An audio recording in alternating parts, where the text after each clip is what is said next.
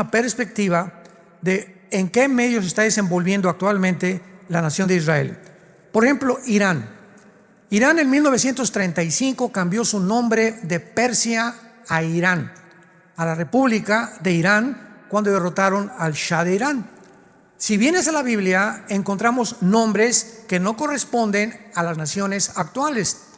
Y lo único que podemos hacer es, para descubrir de qué nación está hablando la Biblia, es el lugar geográfico donde la Biblia los ubica.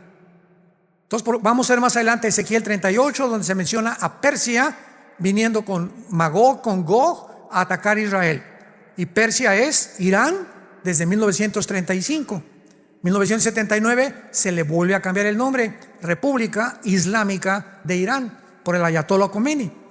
Entonces, Irán es actualmente la nación protagonista más peligrosa del mundo entero.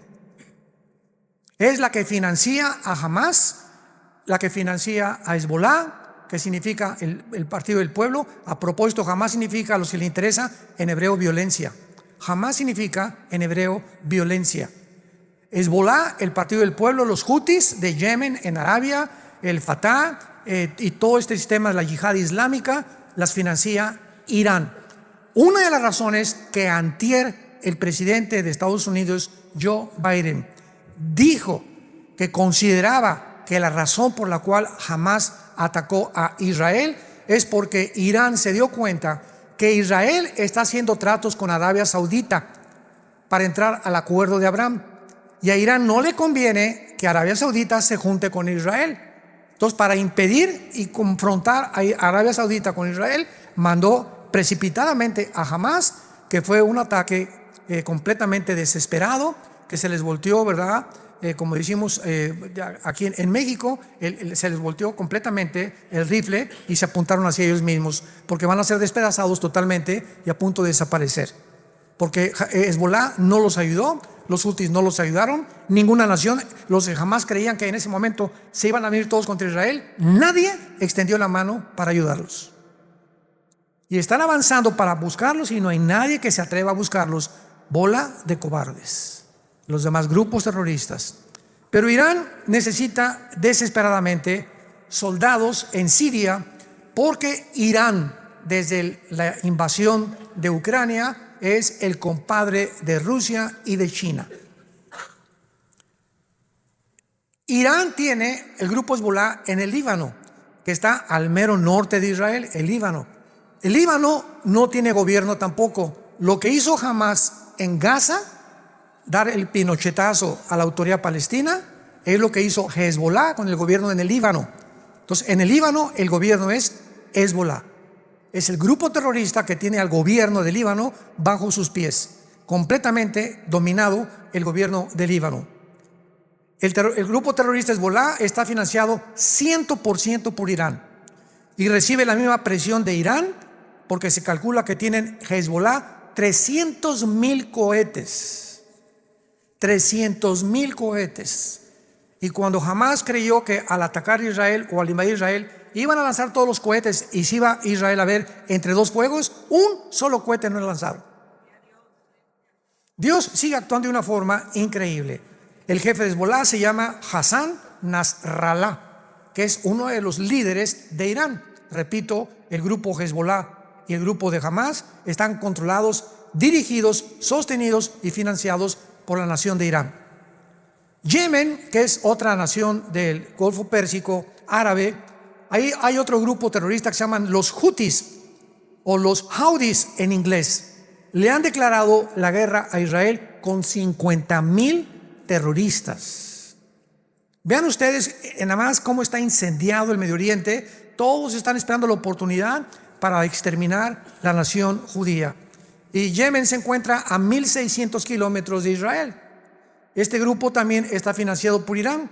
Tienen cohetes que ya han comenzado a lanzar. La semana pasada y hace 2 días lanzaron más de 25 cohetes contra Israel. Veamos nosotros a Egipto, que actualmente fue la única nación que abrió un paso que se llama el Fatah para que los palestinos huyeran hacia el sur de Gaza, que se les permitió que huyeran, y a Israel les dijo: váyanse todos hacia el sur. porque vamos hacia el norte. Allá están escondidos el principal grupo de terroristas de Hamás. Y permitió Egipto un poquito de palestinos que entraran, porque Egipto tampoco quiere a los palestinos. No quieren problemas, no quieren violencia, y además, desde el siglo pasado, solo hay dos naciones árabes que están unidas en paz con Israel, que son Egipto y Jordania. Nada más, desde el 48 que se independizaron.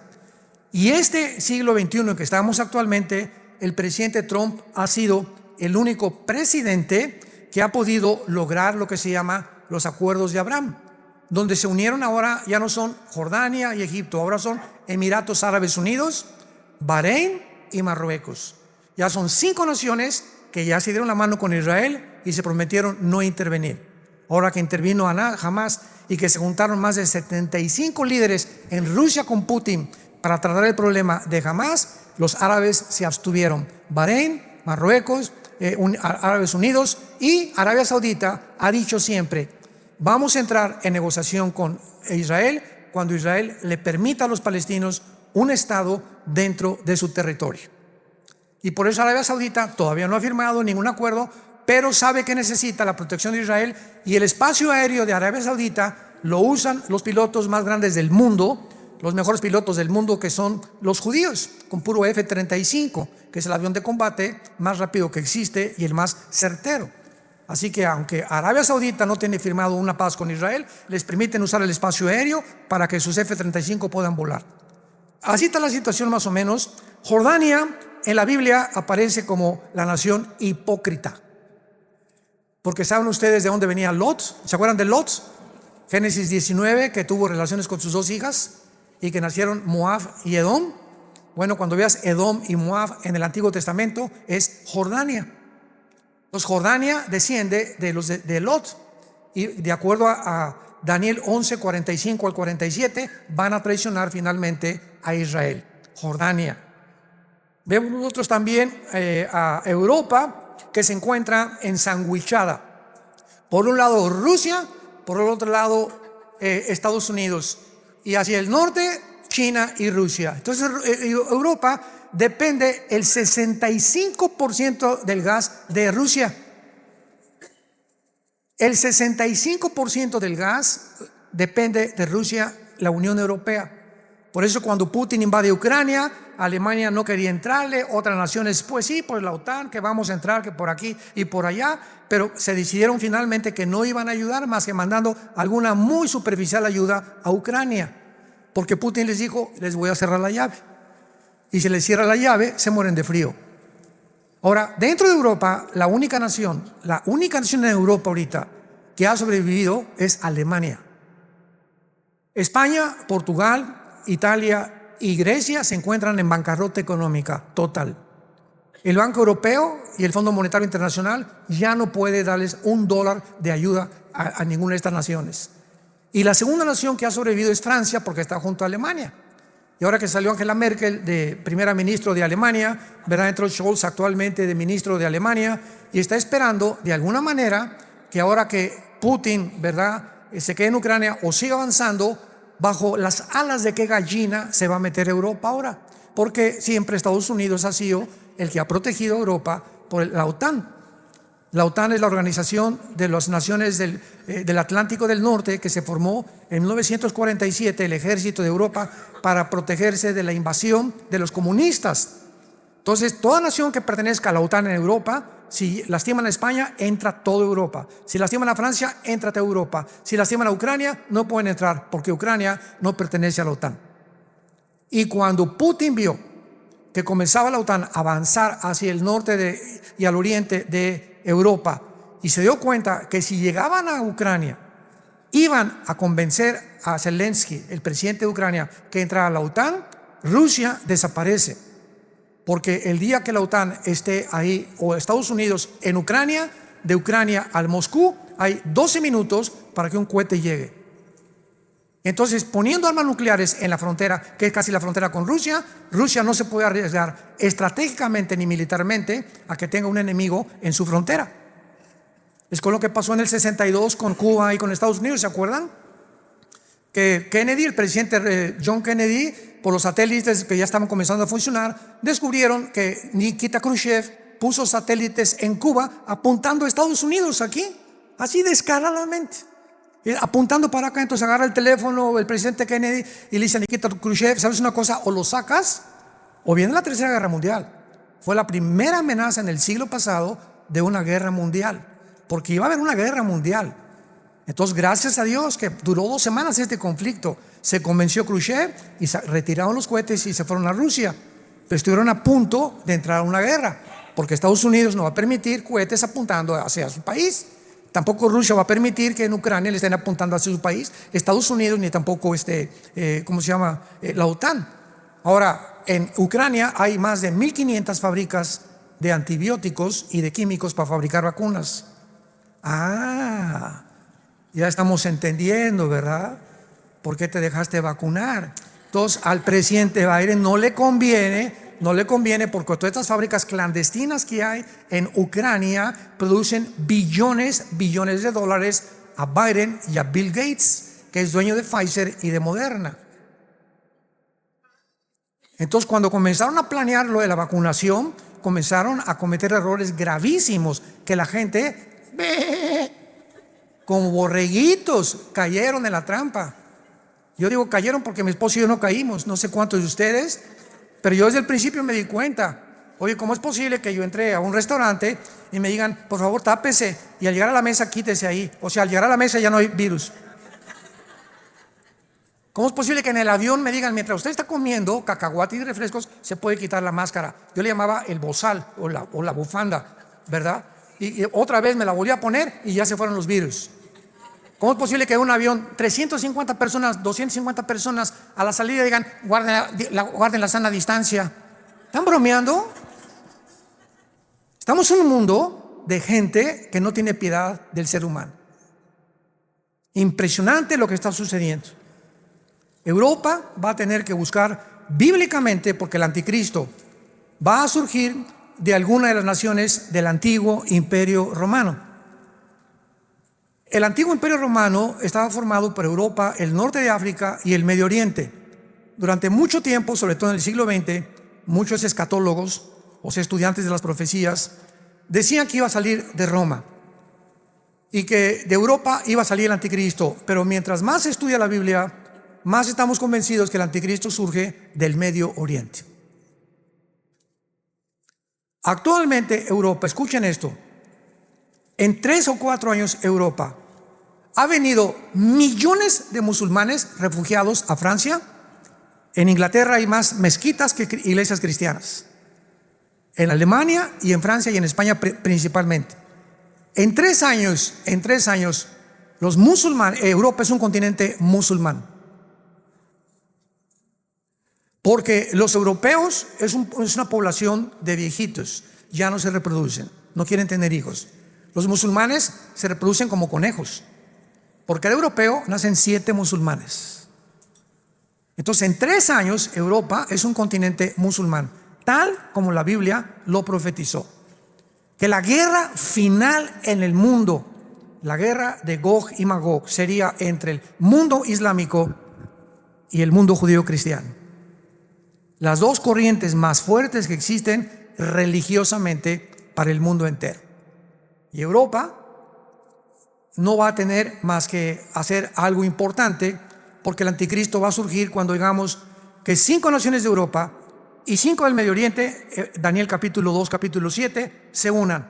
Cuando oigamos, pongan atención, cuando oigamos un G10, se unieron 5 naciones de Europa, 5 del Medio Oriente, hicieron un pacto de las 10. De una de estas naciones surge el cuerno pequeño o el anticristo. Y de acuerdo a Daniel 8, que lo vamos a ver después, surge de entre Irak y Siria. Por eso se le llama al anticristo el asirio. Desde Génesis capítulo 10, Nimrod, que es el primer prototipo del anticristo que fundó Asiria y Babilonia.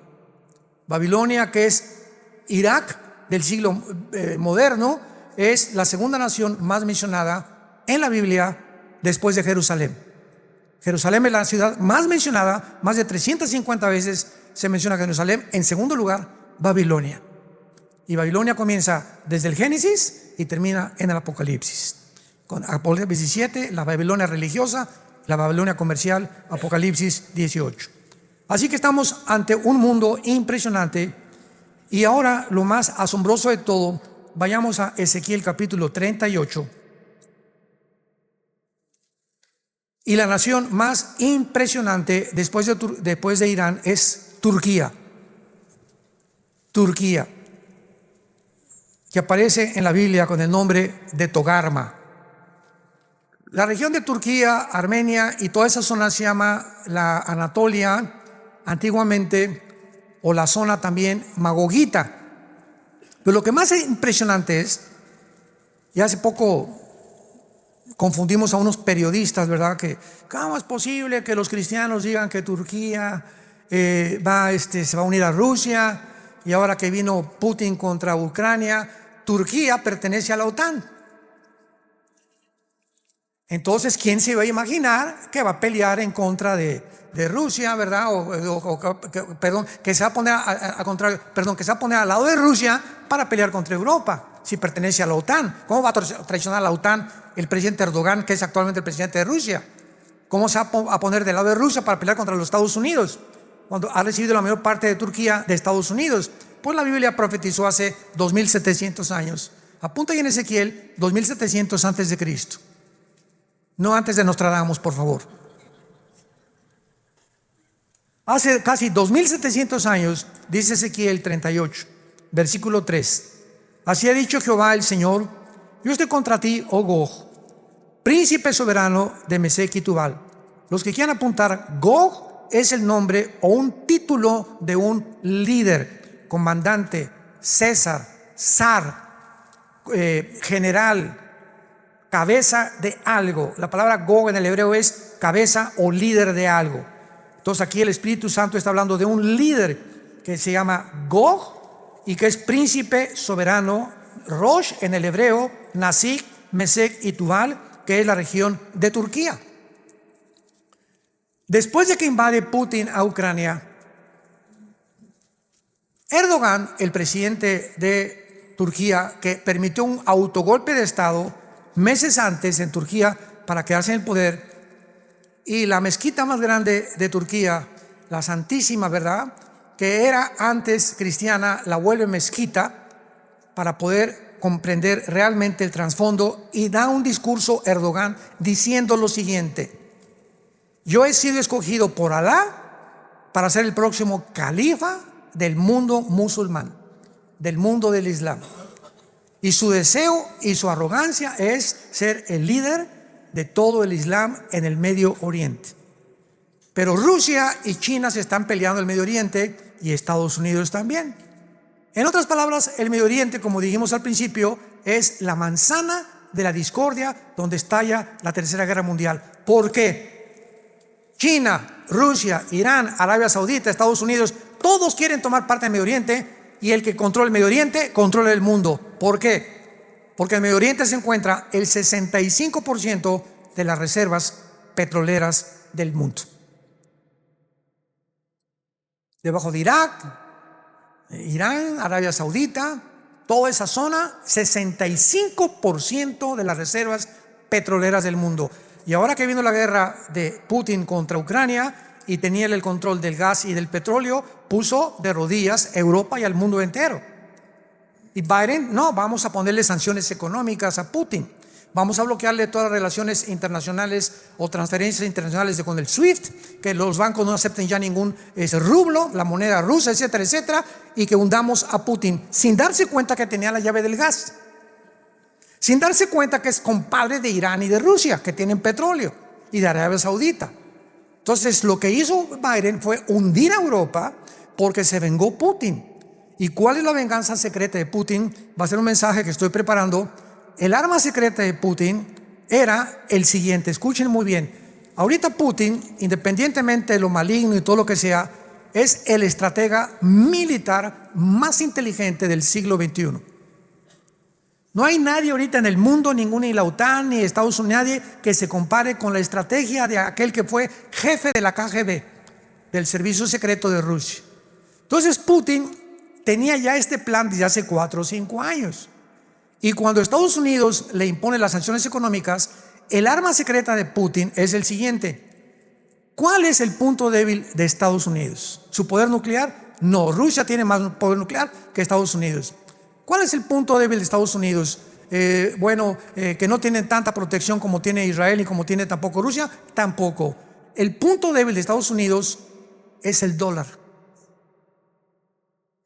1947-48 se hace la cumbre de Bretton Woods. Termina la Segunda Guerra Mundial y las naciones que ganaron la Segunda Guerra Mundial, Inglaterra, Rusia, Canadá, Estados Unidos, votan, primero fue la libra esterlina, pero perdió, que el dólar sería la moneda que iba a regir la compra del petróleo, o sea, desde hace 75 más años. Rusia quiere comprar dólares, tiene que convertir los rublos en dólares. México quiere comprar petróleo, tiene que convertir el peso mexicano en dólares. Cuando no estaba la Unión Europea, Francia quiere comprar los francos, tiene que convertirlos en dólares. O sea, todas las naciones son regidas por el dólar desde hace más de 75 años. Entonces Putin se une con Rusia, con Irán, con China, con Corea del Norte y con la India para quitarle al dólar el peso que tiene para comprar el petróleo. Y si llega esto este año o el fin de año, escúcheme con mucho cuidado, si logran quitarle al dólar actualmente que se está hundiendo a una velocidad impresionante y sustituyen el dólar por el yuan o por el rublo ruso, Estados Unidos se hunde hasta tocar fondo. ¿Por qué se hunde? Porque su deuda externa es de 33 trillones de dólares. Y ahorita pues nadie le puede cobrar porque los dólares los controla ellos. Pero si le quitan al dólar el modelo para regir y la compra del petróleo, entonces Estados Unidos se hunde económicamente y toca fondo y pasa a segundo o tercer lugar en su supremacía política, económica y militar. Y es como lo dice la Biblia, Estados Unidos no aparece en la Biblia. Adiós, San Antonio. Y tampoco México. Todo el continente americano va a desaparecer, ¿sabían?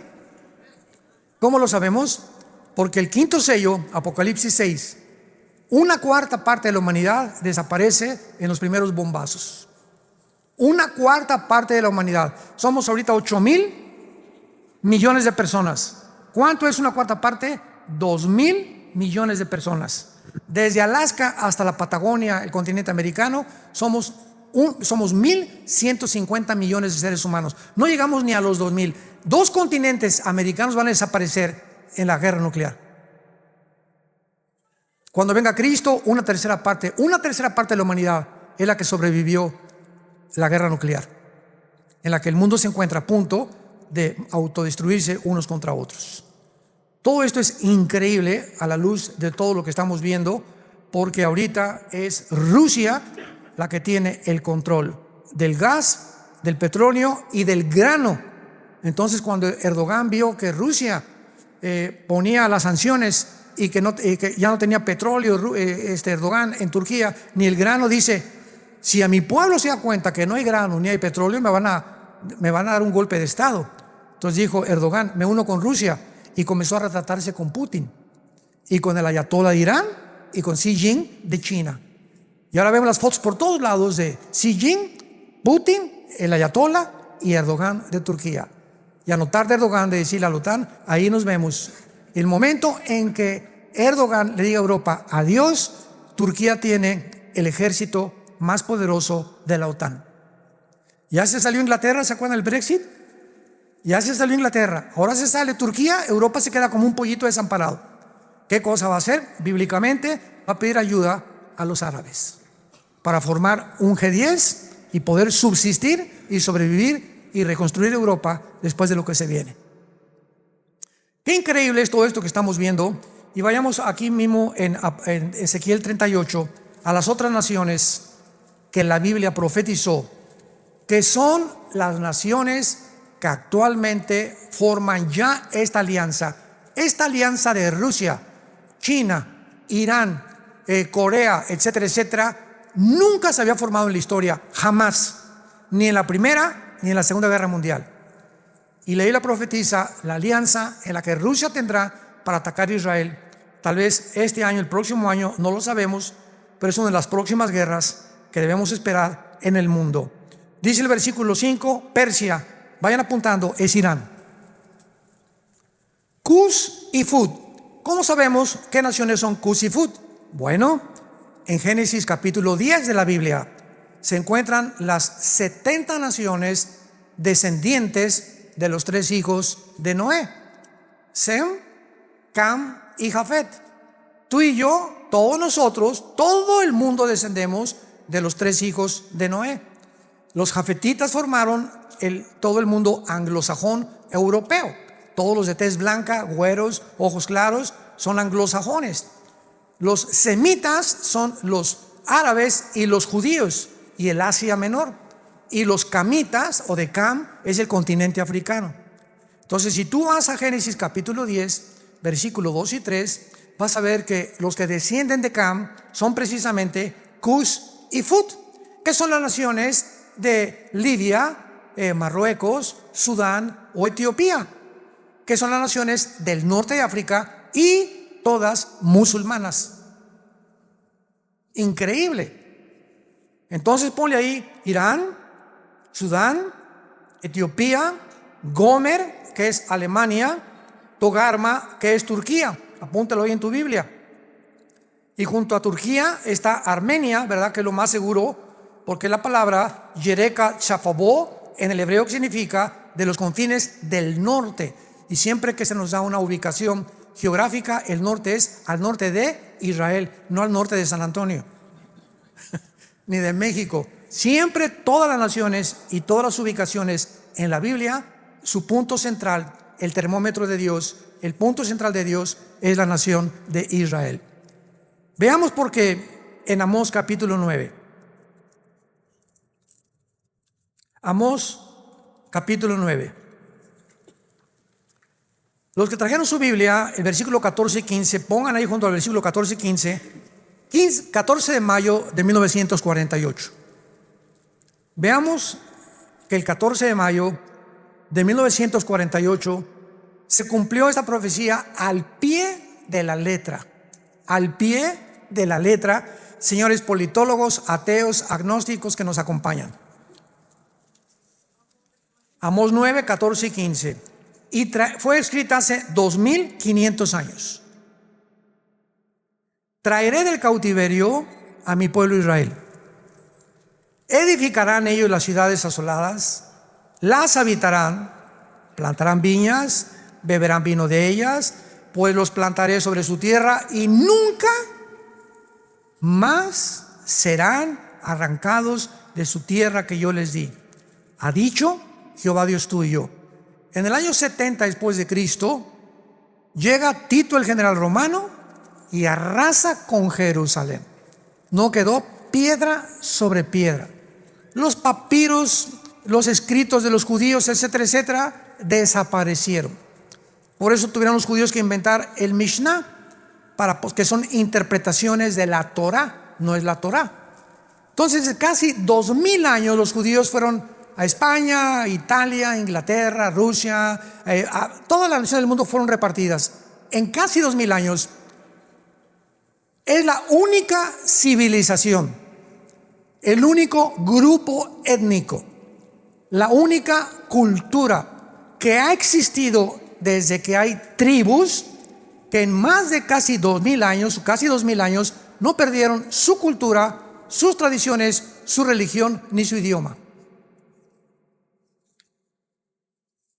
Un ejemplo, ahora que mi esposo y yo vivimos aquí en Dallas, aunque tenemos las oficinas en México, todos los mexicanos vienen aquí a Estados Unidos, ustedes lo saben porque vienen aquí, nicaragüenses, salvadoreños, etcétera, etcétera.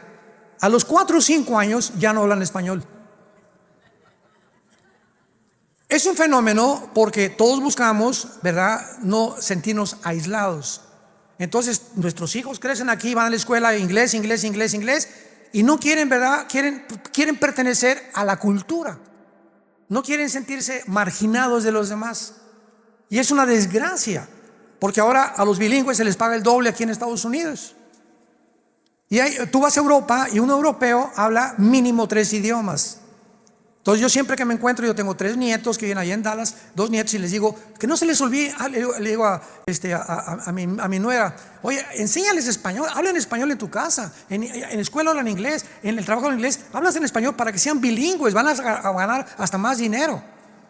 Hace un año nuestra hija Salem, que se acaba de casar, le hablaron del FBI, se graduó ahí en Dallas y está estudiando ahorita una maestría en Harvard y le hablaron del FBI. Fue en Dallas, ¿verdad? Donde le hablaron, en FBI de Dallas, y le hicieron como 4 o 5 entrevistas por el perfecto español y inglés que habla. La querían de intérprete, no la querían mandar a ningún field, ¿verdad? A ningún campo, y ella comenzó a mostrarles, si tú vas a Guatemala, la palabra chango es grosería, allá no se dice chango, se dice simio o mono. Si vas a Colombia, para todo dicen, sí señor, no señora. A los popotes les dicen pajilla. O sea, es impresionante cómo cambia el idioma español en Costa Rica. A los ticos en Costa Rica a las niñas les dicen huilas. Huilas en México es prostituta. Y no digo otras palabras, ¿verdad? Pero de acuerdo aquí en Latinoamérica, tú vas a Uruguay, vas a Colombia, hay palabras que completamente son diferentes y frases que no son iguales en México, ni son iguales en Guatemala, ni en Nicaragua. Entonces lo que quería el FBI era que mi hija pudiera distinguir los modismos a través de intérprete, para que cuando agarren ciertas personas les dijera de qué país son, por la forma como hablan y por el acento. Entonces esto es impresionante, porque pues mi esposo y yo oramos, gracias a Dios, que no la acepten, porque todas las agencias federales ahorita en Estados Unidos están completamente corrompidas. Es un gobierno completamente corrompido, como la mayoría del mundo. Pero gracias a Dios que ya nuestra hija está en la obra con nosotros, trabajando de tiempo completo. Gracias, Padre Santo. Y esto solamente es un ejemplo que damos, porque Israel, después de casi 2000 años, no pierden su cultura, sus tradiciones. Les repito, es único en el mundo. Llegan italianos a Estados Unidos y le digo, oye, tu apellido es italiano, el mío también es italiano, y hablo inglés, un poquito de italiano. ¿Por qué no es italiano? Ya no hablan italiano. Y le digo, ¿pero por qué? Porque ya no lo podemos practicar. La mayor parte de los alemanes que llegan a Estados Unidos se olvidan del alemán y hablan puro inglés. Es una tristeza que olvidemos nuestro lenguaje ancestral, ¿verdad? Pues los judíos es el único grupo en el mundo que no olvidó esto. Y cuando dice la Biblia, traeré el cautiverio a mi pueblo Israel, se cumplió el 14 de mayo de 1948. Después de casi 2000 años, después de la Segunda Guerra Mundial, cuando ve la Liga de Naciones, que ahora es la ONU, que Hitler mata más de 6 millones de judíos y que mataron a homosexuales, mataron a gitanos, etcétera, etcétera, se hace la declaración Balfour, 1917, cuando los ingleses tenían el control de todo el Medio Oriente.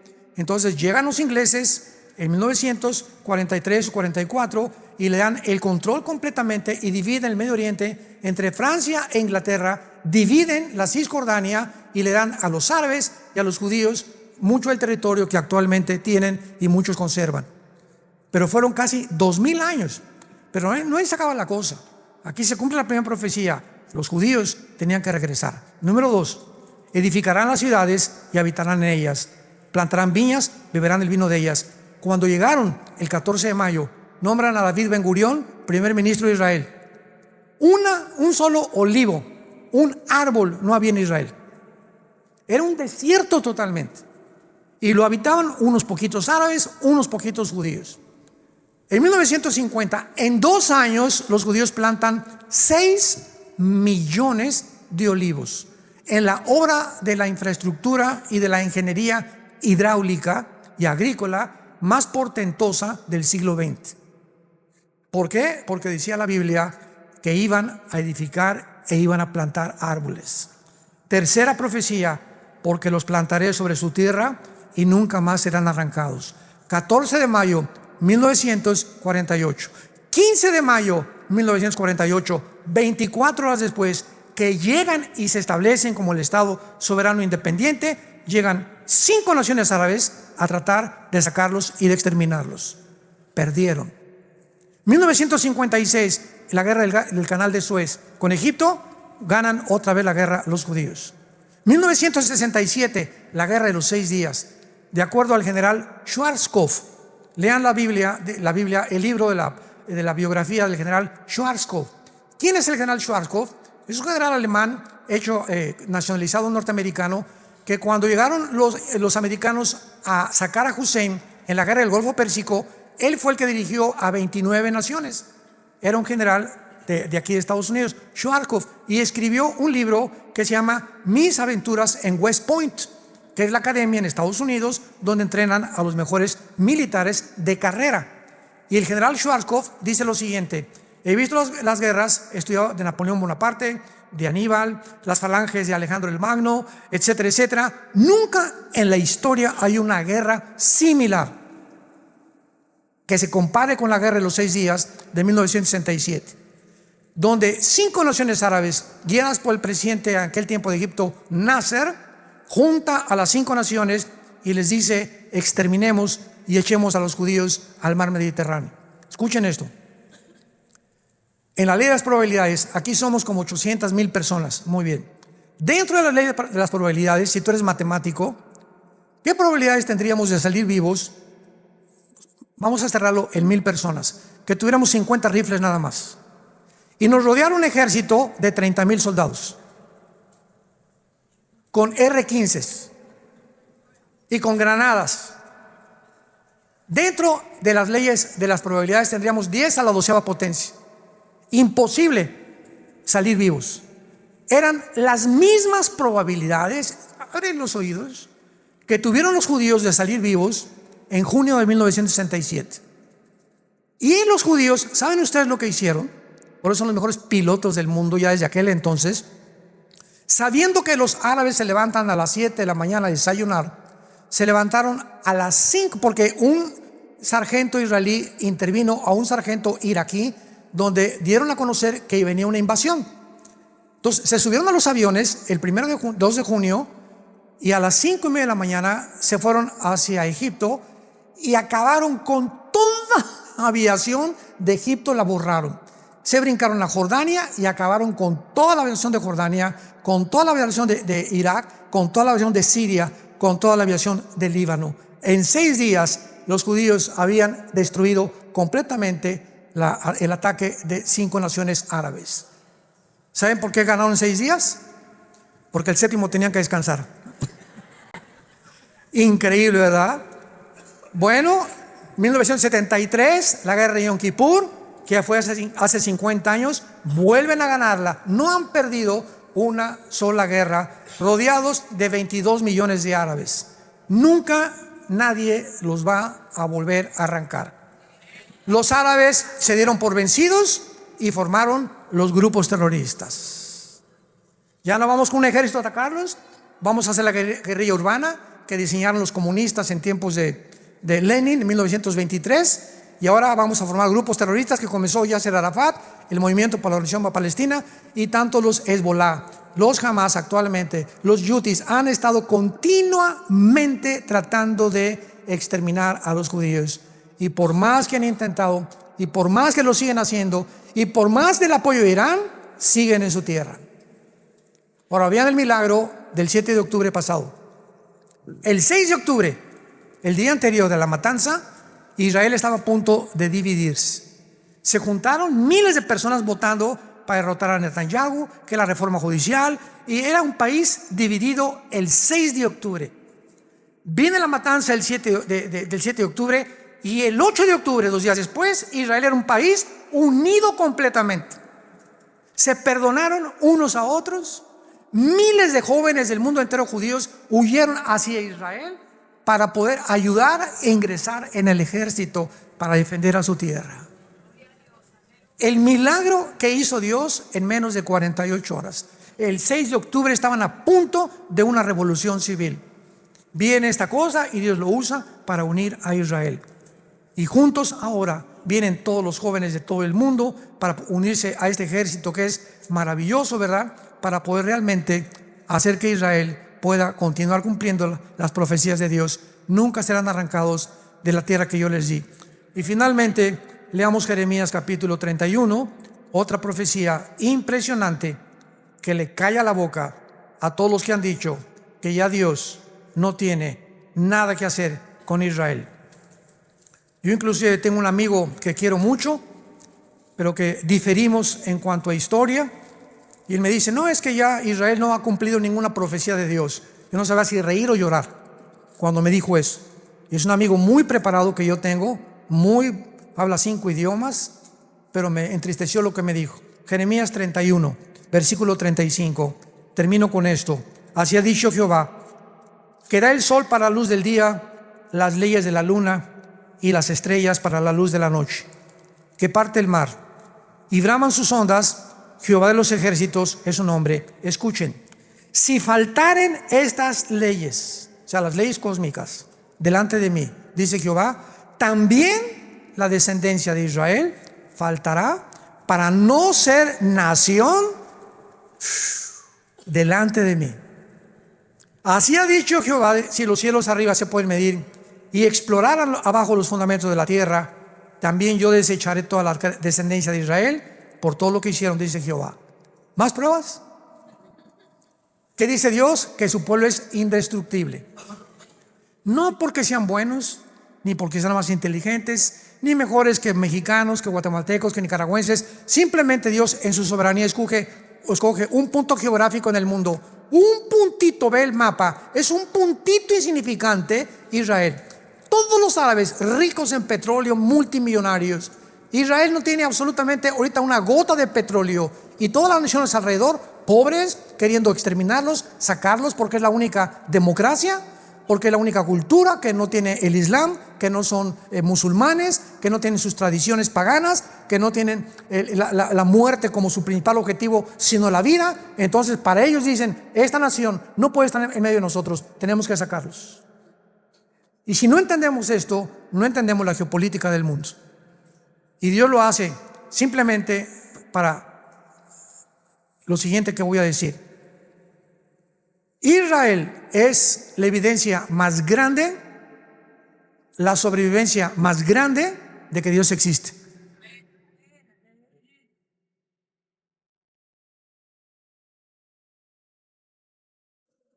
La sobrevivencia de este pueblo es ya, nadie puede alegar, la sobrevivencia de este pueblo es milagrosa.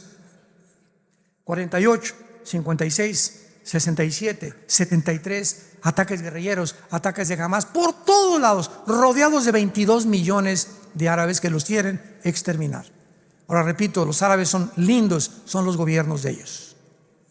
El pueblo palestino, el pueblo de Irak, el pueblo de Siria, ¿verdad? Los sirios, los árabes, ¿verdad? Tenemos que orar por ellos. Hay muchísimos, miles de cristianos que son árabes también. Entonces, cuando hablamos de eso, no estamos hablando en general. Estamos hablando, repito, de los gobiernos corruptos que pertenecemos ahorita a todos los ciudadanos en el mundo entero. Por eso 1 Timoteo 2 nos ordena orar por nuestros gobernantes. Oremos por ellos. Padre Santo que estás en el cielo, te damos gracias, Señor, por guiarnos y mostrarnos la atmósfera espiritual que nos rodea. Y sabiendo que este mundo está ya energetizado, influenciado por fuerzas, poderes espirituales de maldad. Tu palabra dice que las cosas no van a mejorar, van a empeorar para aquellos que viven lejos de ti. Mas a vosotros, dice el Señor, resplandecerá la luz. No teman, mi pequeña manada, en el mundo tendrán tribulación, pero yo he vencido al mundo. Mi paz les dejo, mi paz les doy. Voy a preparar un lugar para ustedes, para que donde yo estoy, ustedes también estén. Peleen la buena batalla, echen mano de la vida eterna, esfuércense, mis valientes guerreros y guerreras, que la victoria es nuestra.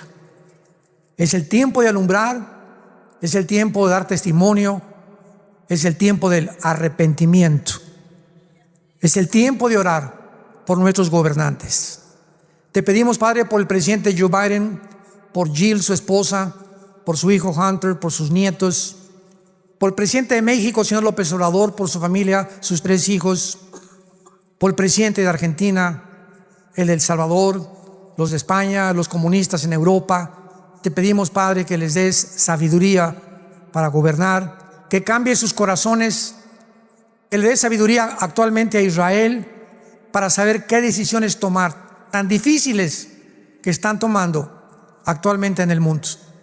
Te pedimos, Padre, que mientras llegue el momento de estar contigo, tengamos paz en nuestra vida y la esperanza a la que nos has llamado. En el nombre de Jesús. Amén.